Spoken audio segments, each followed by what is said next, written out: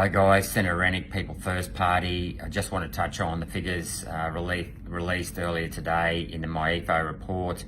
Australia's Treasurer, Jim Chalmers, has disclosed that Australia will have a $23 billion deficit this financial year.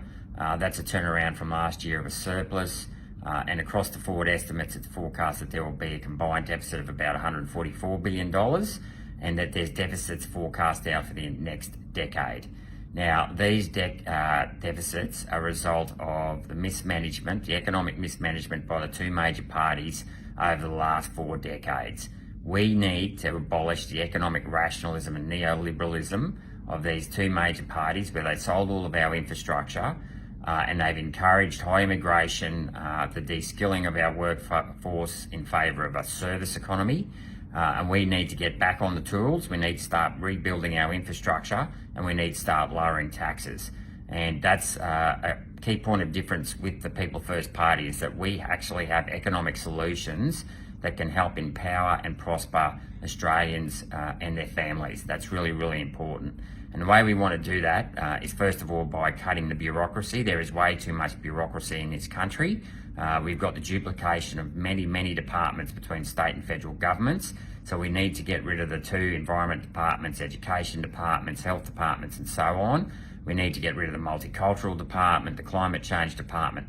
Now, if we do that, we will save billions of dollars that can then be passed on to hardworking Australians in the form of income tax cuts, which will help increase your take-home pay. That's really, really important.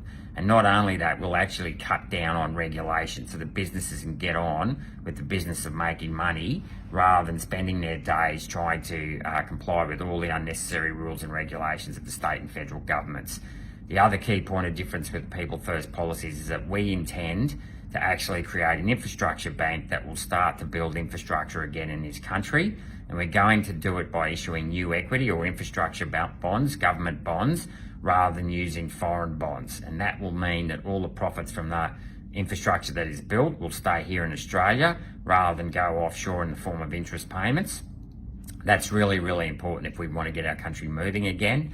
And the other thing we want to do is increase the rate of withholding taxes on profits sent offshore. It is an absolute disgrace, the billions of dollars that go offshore every year at a very low rate of tax when Australian companies are paying 30 cents in the dollar. And if you're an individual, you often pay at least 30 cents once you get past $45,000.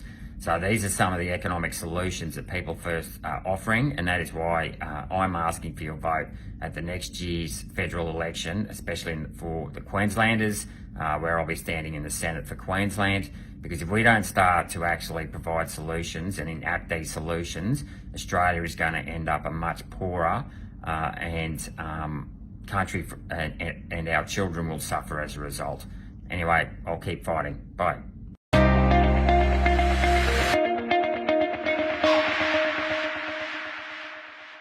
Authorised G. Rennick People First Chermside.